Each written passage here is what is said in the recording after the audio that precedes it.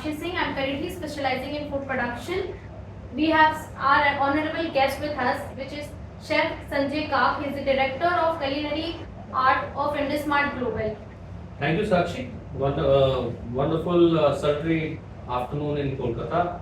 It's wonderful to be interviewed by you.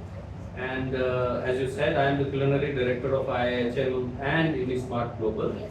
I have approximately 35 years of experience Wow. under my belt.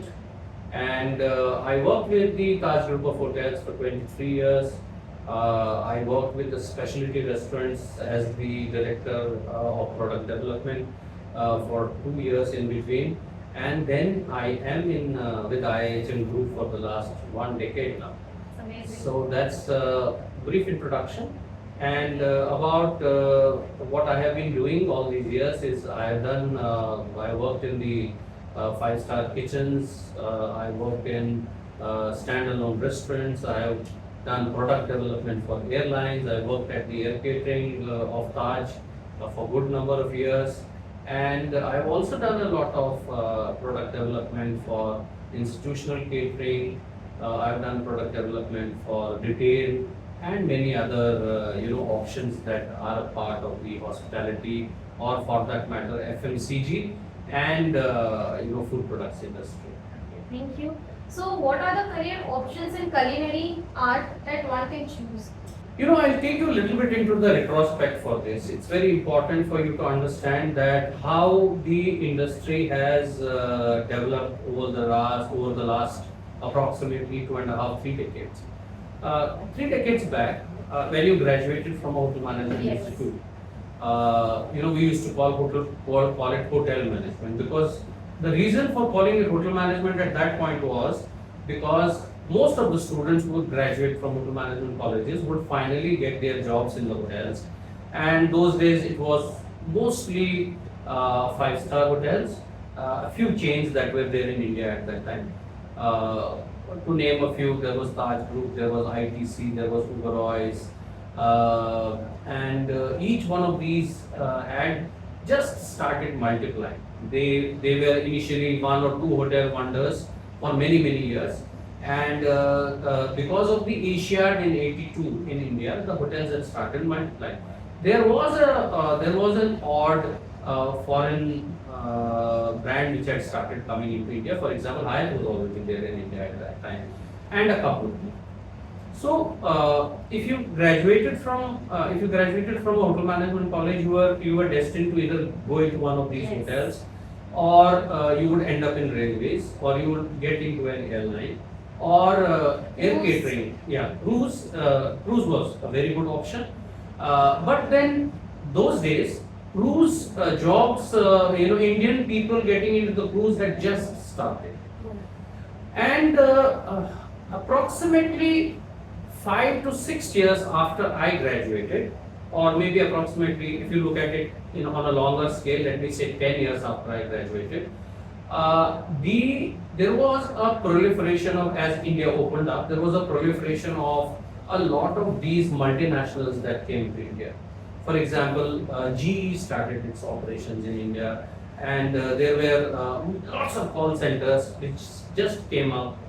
And these call centers or these multinationals slowly steadily started taking hotel management students into their fold, because they had a lot of options where they could fit hotel management students. Now, one of the biggest reasons why hotel management students were preferred in these organizations was there was discipline, there was a certain type of grooming that was expected from these students.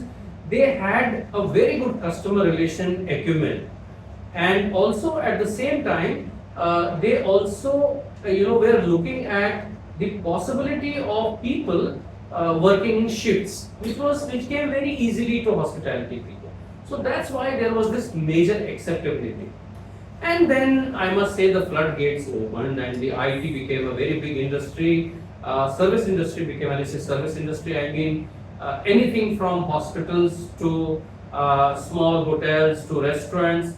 The standalone restaurant chain started growing, and with time, what has happened is there are unthinkable options that hospitality students can avail. If you see, my uh, vocabulary has changed from hotel management to hospitality management, because Yes. that is what it has become now.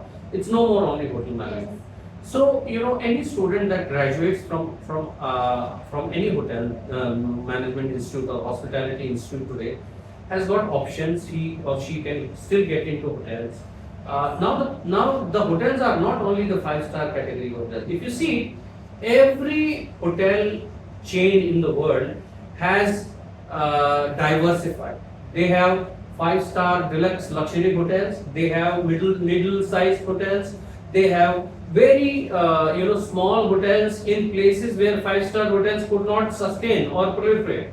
So you have so many brands. Taj has its own variety of brands. Oberoi has its own variety of Yes. brands. ITC has its own variety of brands, and so has Marriott and Accor.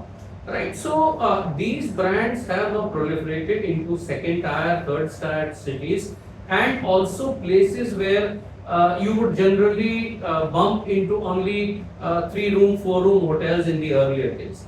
And then there is this major development of homestays. So what has happened in the hotel industry? I'm just talking about the hotel industry. There is so much of choice that is there. It only depends on the acumen. It only depends on the choice of the student who is graduating as to where he wants to fit himself. Then we go to airlines. Then we have cruise. Biggest choice. Yes. Then you have cruise.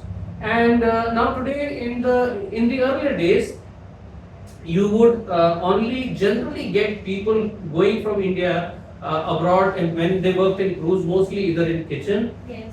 mostly in kitchen earlier days. But later on, now you find people from our industry, our hospitality, they go into customer dealing sections in the cruise. They are in F&B service. They are in what they call now experience management. They are into experience management. They are into onboard shopping, etc., etc. A lot of the students from hospitality industry can go into these. There is another interesting thing that is opened up for the students of hospitality is retail.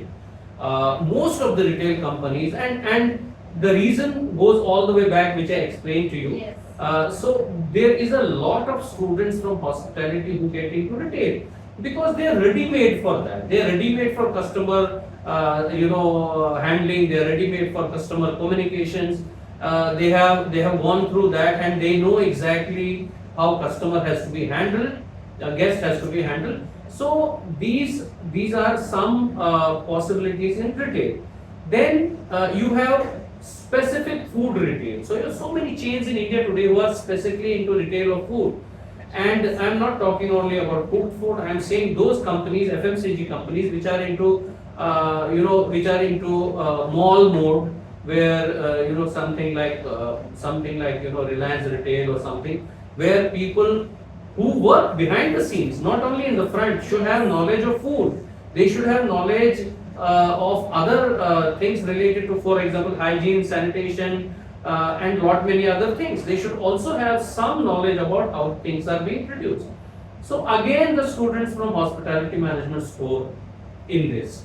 And then you also have service industry taking many students. And what is the latest very good development is the wineries. Lots of wineries have opened up in India. Wine production has become a very big, although it's still on the nascent stage.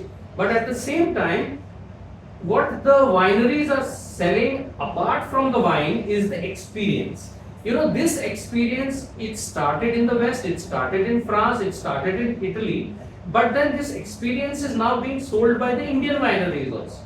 So there are sommeliers, there are food guides, there are wine guides, etc., being recruited. Yes. There are people into different departments, even in the major wine departments, that are being taken by these wineries and wine producing companies. And once the wine has become a big thing, the same trend is getting into the hotel. So you have lots of sommeliers joining, people doing WSET 1, WSET 2, 3, and getting into hotels as sommeliers. And some people are, doing various things. Today you have sake sommeliers, you have champagne sommeliers, etc., etc. So you have a lot of this possibility in the hospitality. As far as culinary arts is specifically culinary arts is concerned, today you have, apart from the hotels, apart from the retail or just food retail, you also have product development opportunities. There are so many companies that are developing products for FMCG, that are developing products for commerce, that are developing products for different food companies, and this product development happens in a very organized manner, and you need specialists, you need chefs who know about hygiene, sanitation, packaging, and lot many other activities. So keeping that in mind, you have these people, these chefs, or you can say trainee chefs who go into and stay in the hotel for a few years, and then they diversify into all these different activities. So you have a lot of possibilities in the food business, and then of course entrepreneurship is always an alternative. Yes. So one last question: what do you think are the important traits for our aspiring chefs that we should develop? It's a very controversial question, but I will still try to tell you something from my perspective. I always say hard work. Everybody says it, so I'm not saying something new. Hard work. Second is persistence. This is not a business, or it's not a trade where you can get results immediately. There is in these days there is always this expectation of immediate appreciation, which does not happen in this business, because this is a skill-based business, and the more you gain your skills, the more you become proficient in your business, the more you will get accepted. So you have to know that you will be working very hard. You know that you will have to be persistent in whatever you're doing, and towards the end, knowledge is very, very important. Knowledge, basics. I always say, when you say basics, you say knowledge, you say basics, basics, and basics. These are very important. And there is also an important aspect which I tell everybody. I told you 4. So the 4th is you should have a scientific approach to life. It is very important to have a scientific approach to life, because whatever you learn in your college days, each and everything has a scientific background. Alright? If you should put salt at the beginning or end of the food, has a scientific background. So along with having good skills, you should also have a scientific acumen. So hard work, persistence, scientific acumen, and skills.